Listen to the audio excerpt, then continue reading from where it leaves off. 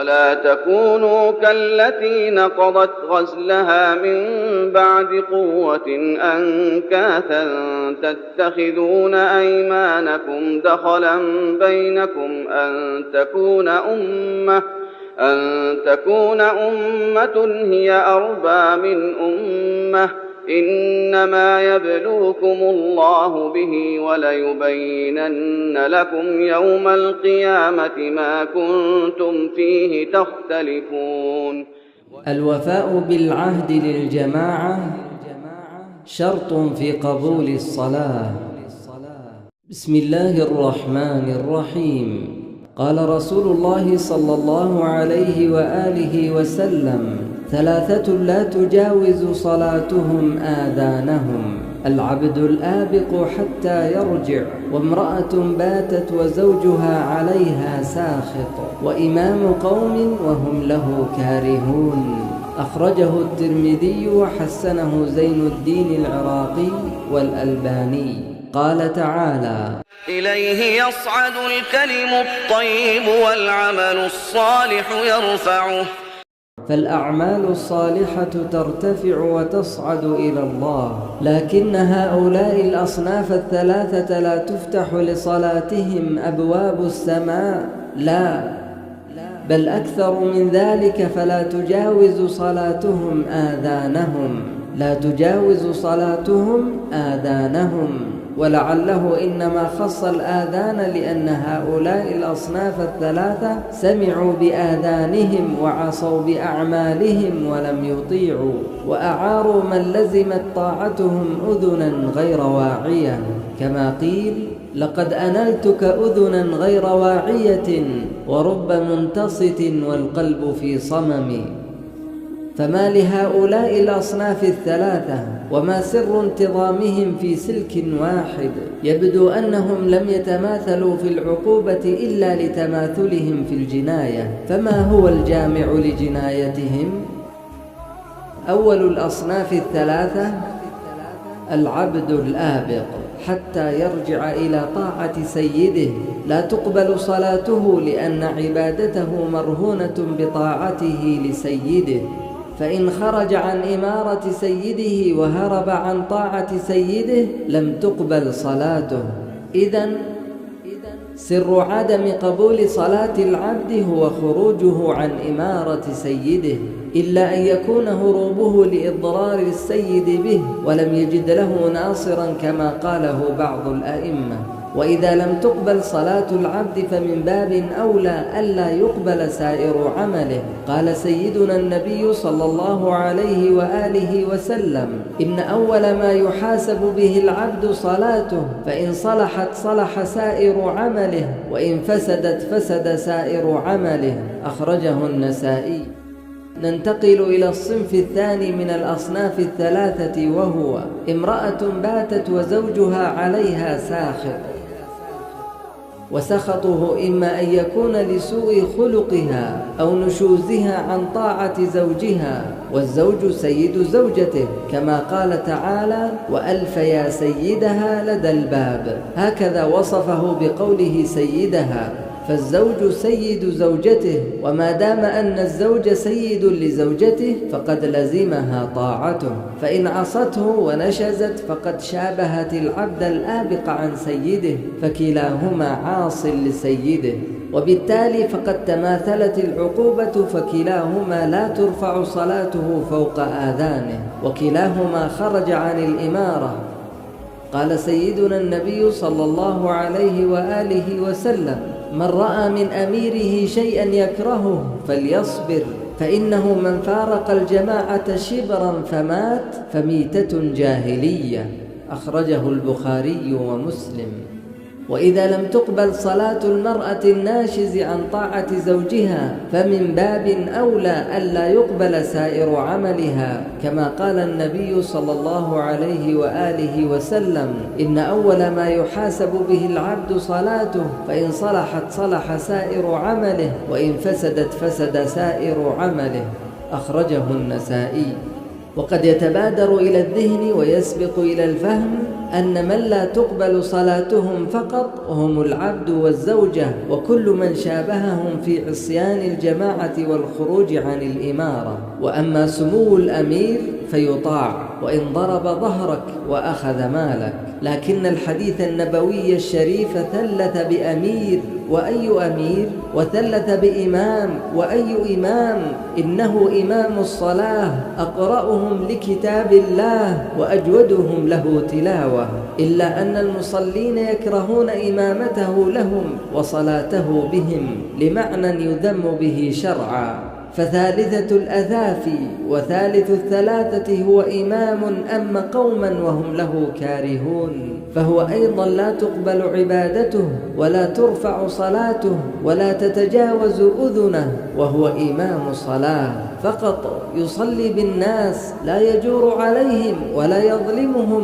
ولا يدعوهم لفسق ولا يقيم بنوك ربا ولا يطبع مع الكفار ولا إنما فقط يصلي بهم، لكن فيه معنى يذم به شرعا، إما لكثرة كذبه أو لسوء خلقه أو لسوء صلاته تطويلا مفرطا أو تقصيرا مخلا ونحو ذلك مما يستدعي كراهية الناس لإمامته بهم، فهذا لا تقبل صلاته ولا تتجاوز صلاته أذنه. فإذا لم تقبل صلاة إمام جماعة هذا حاله، فليت شعري كيف تقبل صلاة غيره من أمراء الجور وسلاطين الظلم وملوك الإفساد. وإذا لم تقبل صلاة من أم قوما هم له كارهون، فمن باب أولى ألا يقبل سائر عمله. قال سيدنا النبي صلى الله عليه وآله وسلم: إن أول ما يحاسب به العبد صلاته، فإن صلحت صلح سائر عمله، وإن فسدت فسد سائر عمله. أخرجه النسائي. خلاصة مفهوم الحديث: نظم الحديث الثلاثة الأصناف وجمعهم في سلك واحد، لأن محور قضاياهم حول الإمارة، فالأولين ربط عقوبتهم بتمردهم وعصيانهم على من تجب طاعته، فهم بذلك لم يطيعوا الله، فطاعة السيد والزوج في غير المعصية هي من طاعة الله، ومن عصاهم فقد ترك طاعة الله. وإذا لم تقبل صلاتهم فغير الصلاة من الطاعات أحرى ألا تقبل وأجدر أن ترد.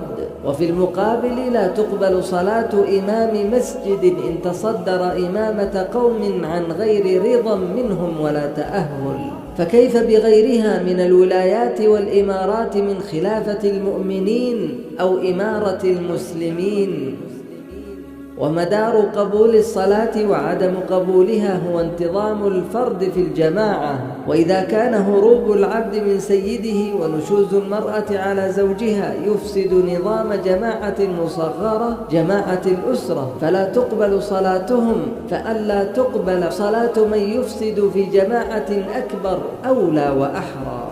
وما فهم في شرح هذا الحديث الشريف صرح به في أحاديث أخرى، منها قال سيدنا النبي صلى الله عليه وآله وسلم: الصلوات الخمس والجمعة إلى الجمعة ورمضان إلى رمضان مكفرات ما بينهن إذا اجتنبت الكبائر. أخرجه مسلم.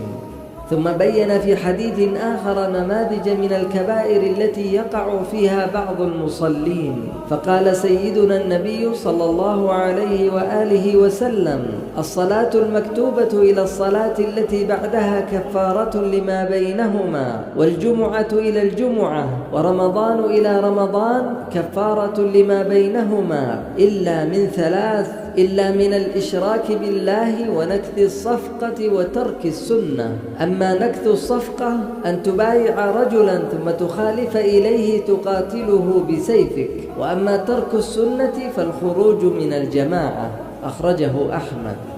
تأمل ألفاظ الحديث حيث قال الخروج من الجماعة ولم يقل الخروج على الجماعة، فتأمل. فالخروج من الجماعة من الكبائر بمثابة التولي يوم الزحف، وإذا كان الخروج من الجماعة من الكبائر كتجميد عضوية عمله فيها، فإن الخروج على الجماعة أولى بمخالفة قياداتها والإفساد فيها من باب أولى، فتأمل. وإذا تقرر أن فاعل هذا الأمر لا ترفع صلاته، وأن الصلوات الخمس والجمعة إلى الجمعة ورمضان إلى رمضان في حق ليست مكفرات لما بينهن، ولست أدري هل يصح تنزيل حديث عائشة رضي الله عنها أن رسول الله صلى الله عليه وآله وسلم قال: 6 لعنتهم وكل نبي مجاب: الزائد في كتاب الله عز وجل، والمكذب بقدر الله، والمستحل محارم الله، والمستحل من عترة ما حرم الله، والتارك للسنة. أخرجه الطبراني.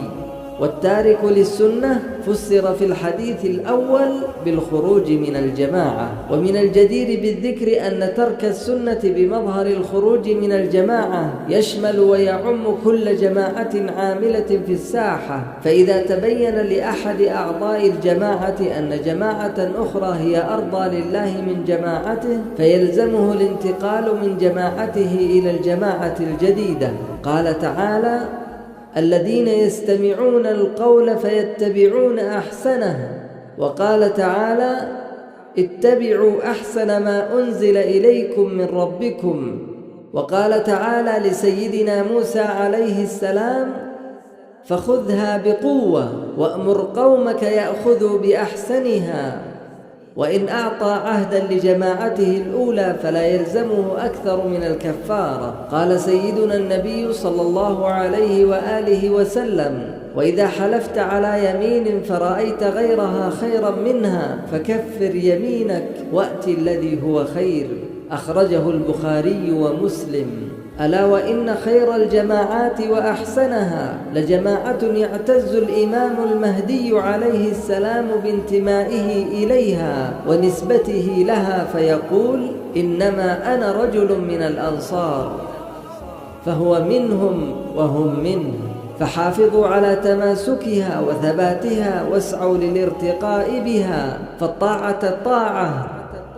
لأكثر الجماعات اهتماما بأشراط الساعة، ونعمة البضاعة العلم بأشراط الساعة، فقد جاءت الآثار: إذا خرج اليماني فانهض معه، وإن الملتوي عليه في النار. فاليماني الموعود واجب الطاعة، ووجوب طاعته مستمد من ضخامة مشروعه، فهو ليس مشروعا عائليا أو أسريا أو قبليا أو قطريا، إنما هو مشروع عالمي، ولذا لا يحتمل الالتواء عليه.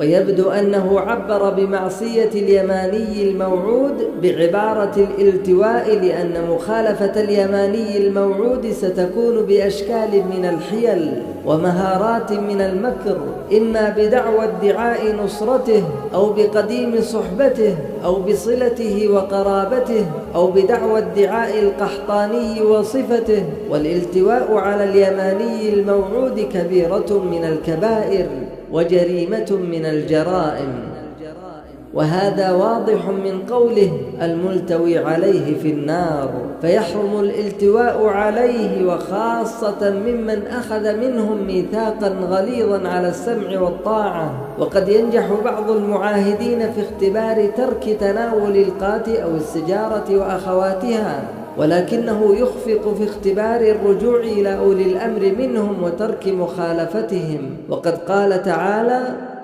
وإذا جاءهم أمر من الأمن أو الخوف أذاعوا به، ولو ردوه إلى الرسول وإلى أولي الأمر منهم لعلمه الذين يستنبطونه منهم، ولولا فضل الله عليكم ورحمته لاتبعتم الشيطان إلا قليلا.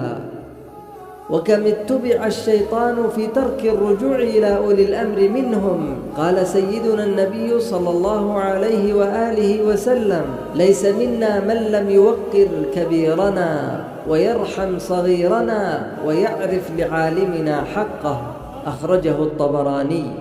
فانعكس الأمر عند البعض فأصبح يوقر الصغير الذي هو موضع رحمة، ويعطي للجاهل حقوق العلماء، ويتجاوز الكبير. فبعد أن أعطى عهود السمع والطاعة لمن يرى فيه مواصفات اليماني الموعود، أصبح يعطي عهده لمن هو دونه بمراحل، وبذلك ألغى عهده الأول، فبئس ما استبدل. فيا خجلتاه حين يلاقي اليماني الموعود فيسأله عن الوفاء بعده، إن العهد كان مسؤولا. وقد قال سيدنا النبي صلى الله عليه وآله وسلم: إياك وما يعتذر منه من العمل والقول.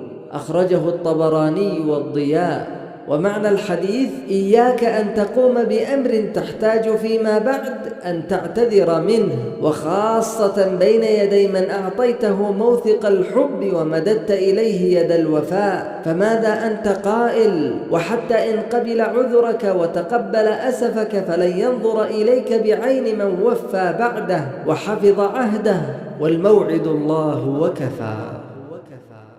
أحب أن أنوه عليكم أيها الأنصار بأن والدي قد أمرني وحرص علي بالسمع والطاعة أنا وأهل بيتي لمشايخ الفصل، وأيضا كان والدي يخضع الكل لمشورة الفصل. فأحب أن أقول لكم بأني أنا باقي على عهد والدي، فهل أنتم باقون على العهد؟ وجزاكم الله خير.